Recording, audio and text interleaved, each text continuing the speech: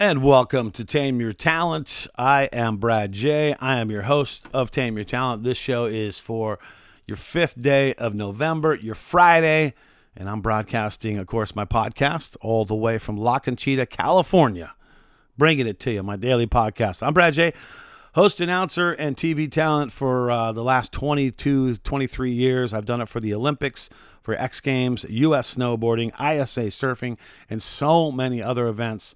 What I've done. Also, Tame Your Talent is what I've also created as my announcer school. I have not completely released my announcer school, but when I do, you'll be the first to know because you're locked into my podcast. So that's how I take care of people. You're locked into my podcast. I'll dial you in with the announcer school. You know, and this announcer school thing that I've been working on, right? Here's the deal. As a professional announcer, okay, here's a guy. I didn't have, my story is a pretty darn good story.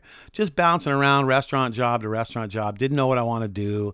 And I was really, I was trying to get, a boss of mine was trying to force me into to being management at a restaurant in Santa Barbara. And, it's a great place, good money, but I just kept thinking there was more out there for me. And I knew it. And my story was I got into trouble with law. I've had trouble. I've done stupid things. I've done good things. I got married. I got divorced. But my story all brought me into being a professional announcer. I mean, at one point, I was literally picking up garbage in Santa Barbara and washing piss off bridges for my job, working for the street department in Santa Barbara. That was my job. And I went from that to a professional announcer at the highest level doing the biggest events. And it didn't take me very many years to do it. And so what I did from that is I used, how did I get to where I got? How did I get here? I didn't have the experience. I went to school for a little bit, but it wasn't like I went to school and graduated with this big speech communication degree. It was never that for me. So it worked out for me, and the story along the way has been just a great story on what you can do when you put your mind to it.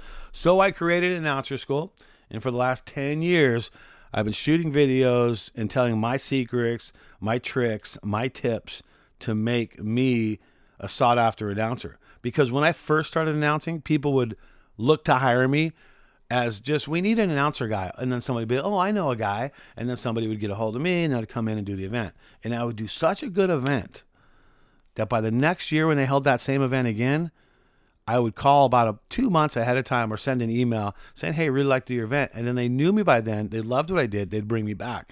And if I used that recipe on so many different places, and it helped me continue to get one job after another job after another job. And starting announcing as just a no-namer, and then all of a sudden going up to the point where it's like, let's see if we can get Brad J to announce this thing, like by name.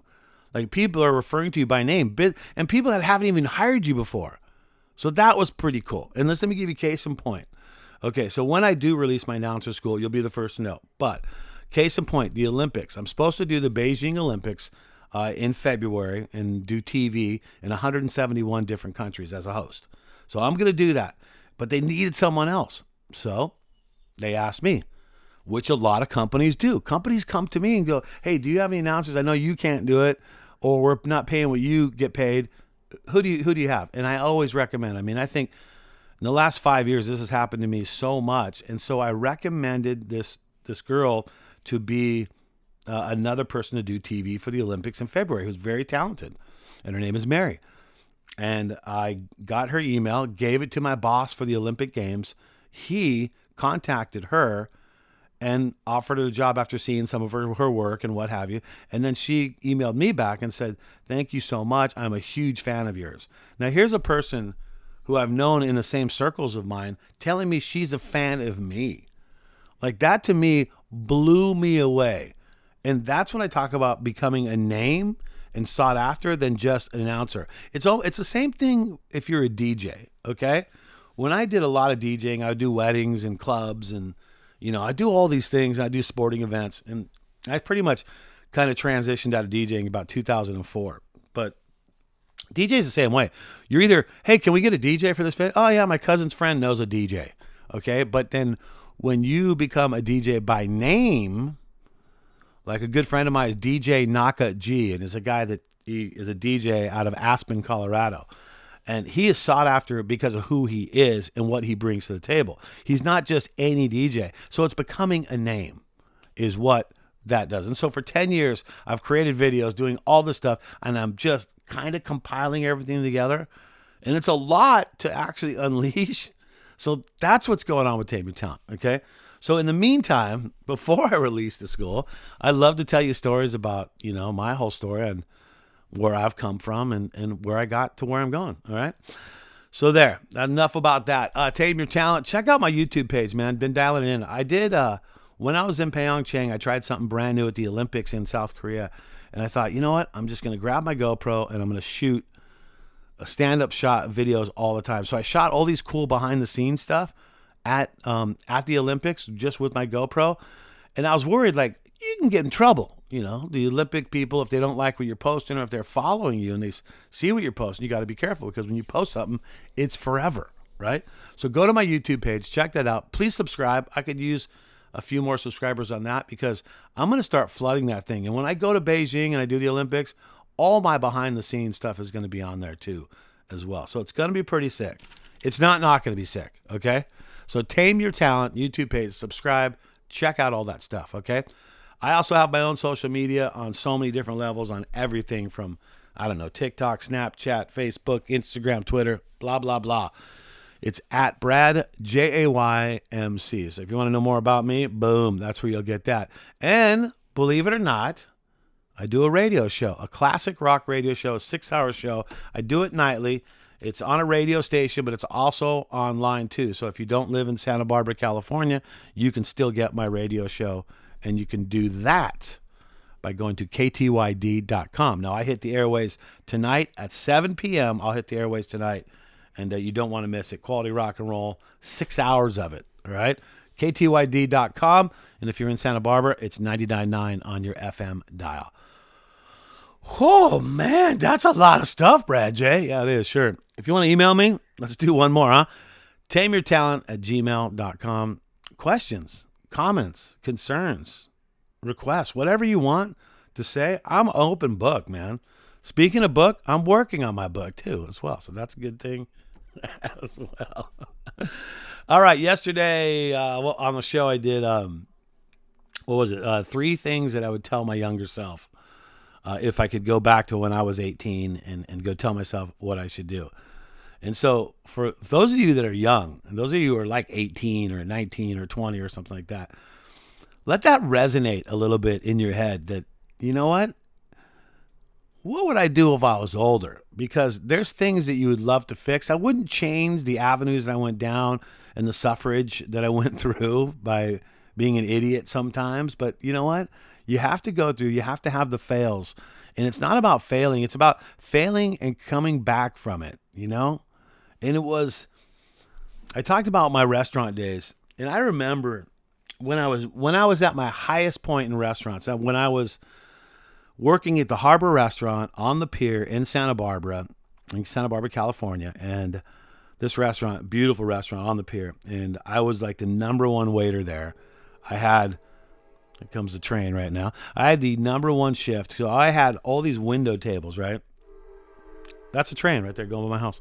I have these window tables that are along the water. So I'd always get these window tables and I would get the best section and I'd make the most money. And it was just great. And restaurants were good. And it was easy to kind of fall into that lifestyle. Surfing all day long, skateboarding all day long, and then going to work in the evening time. Your day's free. And then it was dinner time. So you'd still be off work by 11 o'clock. You could hit the clubs. You could go dancing. You could do your thing. So I did all that, and it made it too easy to stay in the restaurants. And any of you now that are in restaurants right now, and you're, mid-20s or your low 30s or whatever, just keep an eye to try to make that the temporary job, unless you really want to be a waiter. Now, if you want to be in restaurants, you can take the management position. I was offered full-time management position, but at that time, I didn't take the gig because managers at the Harbor Restaurant back in those days were doing 16-hour, 6 days a week jobs. The old Brad J's in his 20s back then, man. You think that's what I want? Do you think I want to work 16-hour days in my 20s at that point? I wasn't ready. And so they offered me the job at the restaurant. And then I remember that day, I think it was a Tuesday, where I was in the kitchen talking to the owner of the restaurant, millionaire guy. And he goes, "You really should jump on the management team." And I told him at that point, he goes, "You know what? This is the last thing that I want to do with my career. I don't know when, how, or where it's going to happen, but I'm going to be successful at doing something that I love to do. And that's why I'm not taking this job in management. I'm more than happy to work as a waiter until I, make my break into the big business. That's fine. But right now, that's not what I'm all about." So I had turned them down. I think I was probably 24 or something like that. So like that could have been the career right there. That could have been the start of my restaurant career. And I chose no way. But the one thing I want you to take away from that right there is I was positive. I was positive that things were going to work out for me. Okay. And when you're younger, sometimes I feel like the positivity level is a little bit better when you're younger than when you're older. And I was positive that no matter what, I was going to make it in the industry. And I look back from now as myself now and look back and go, wow, how was I so positive? I mean, what kind of bravado were you packing back then, Brad J? So I was just positive. And the power of positivity is one of those things that if you've ever seen the movie The Secret or something like that, and actually I believe in that stuff to a point. Now I don't really get into it but I do believe being positive helps you figure things out and be successful at wherever you're going to do. And so by me telling them in the restaurants that day that I'm not going to do this management job, I'm going to be successful some way, somehow, somewhere, and I'm going to be enjoying what I do. Because that was the most important to me. And I look back now, all these years later, I look back and just go, wow, how was I so confident on that? But you know what? I look back and I remember I put myself in that same mindset today. And I go, yeah, you were confident, 100% confident that you were going to succeed. And here I am. I've succeeded and I've made it. And that's what I'm doing. I'm passing it on to the future generations. But there was no blueprint for me to get through announcing, like to do the whole announcing thing. There's no blueprint to get through it. I mean, yeah, go to some announcing schools. I know people have paid so much money for those and you don't learn much out of there. Wouldn't you want to learn it firsthand? So what I did one day about 10 years ago, I started sitting down and writing all the things that made me successful at announcing and help my whole story from, rags to riches to go to where I am, to being not known, nobody even knows who I am, to being one of the number one announcers, how that all went, my whole story. Well, 10 years ago, man, I started putting it all down, the tricks, the tips, the secrets, and then there you go. And I started filming videos. And so I have done this for a decade, and I still have not released it because I'm a perfectionist and I want it to be solid. So when I do, you'll see. And it's not just about, look, I'm going to be a professional announcer. Not everybody wants to be a professional announcer, but look, I've been hosting on YouTube for since 2004. I'm the most unfamous YouTube person, but yet I'm a big time announcer. Funny, right? Because back in 2004, I started posting up YouTube stuff, but I never stayed consistent with it, right? So I have stuff on YouTube forever. It goes way back there, right? So if you're just trying to be better at hosting or just being better at a mic, when a mic, someone tries to hand you a mic, and if you've never been on a mic, you're just like, I don't like the way my voice hears, sounds. I don't like any of that. So be more comfortable on a mic. Be at a wedding and someone could give you a mic and you could talk about the groom and the bride and not be all embarrassed. And that's what my classes were going to give confidence to people down the road, to be able to be announcers, to be YouTubers, to be hosts, to do the things that they want to do that fulfills them, because there's nothing worse than punching a clock at a job you hate and you got to go every single day. And the one thing that I've done over my entire life being a professional announcer for the last 20 some odd years is I've enjoyed every part of it. When I go to work, it's always, I look forward to it. I'm not upset that I got to go to work because I'm sitting there announcing a major competition or introducing bands or doing my radio show or doing my podcast. I live for this stuff. This is fun to me. But if you had me punching a clock at a job I didn't like when I was when I was working for the city, that's a solid job, right? People work for the city and they retire and they make pensions and all that stuff. But it wasn't for me, and it's not for everybody. If you feel like you're that person that wants more, you want more than that, that's what I'm talking about, and that was me. And I realized that working for the city one day, how's this one? You'll love this one. So we go out to do this job where we have weed eaters, the weed whackers, to take out all these weeds. And there's this big field of all these weeds. And we go out there and look at it, and it's me and probably 5 other city guys. And these guys they've worked for the city for years, okay? And so we get to the job site, and they're all, well, one guy could start right here and just start working on it, and the other ones will do some prep. And I'm all, well, that would take like 3 days to do it. How about if we all do this? We get on this and we all do it, and then we could take it out all in one time, be done, and then we can go on to something else. And all these old veterans who'd worked at the city at that point looked at me and said, are you crazy? Why would you do that? They're going to make us do something else. So we extend this job and we'll make it last throughout the whole entire day. And I'm scratching my head going, why wouldn't you want to be faster and more efficient at your job? Because they're at the jobs that just pay them the same. They're in their same comfort routine. And that right there drove me freaking crazy. I could not be in a job that I wanted to hide for 8 hours to complete my day. That was something that was never going to work for me. So that is why the announcing thing kind of worked. And the one thing I do enjoy about it is the amount of freaking time I have off. Like, I could do 2 events back to back in 2 weeks, right? And then I could have 2 weeks off. If you're on a full-time job, you get 2 weeks paid vacation. Other than that, you're working, man. You're a weekend warrior. And that was a whole nother thing. I never wanted to be a weekend warrior. I like doing things during the week. So I like going surfing during the week. I used to love taking my kids to Disneyland during the weekdays. So I'm a weekday guy. So being able to pick and choose my schedule was another reason why I got into it. But I'm rambling too much about that. All right, that's going to do it. That is Tame Your Talent. It's my podcast for your Friday, November 5th. Remember, give me a subscription on YouTube. Subscribe to my YouTube page, Tame Your Talent, behind the scenes exclusive at all the major events I do. Tame Your Talent on YouTube. KTYD.com. That's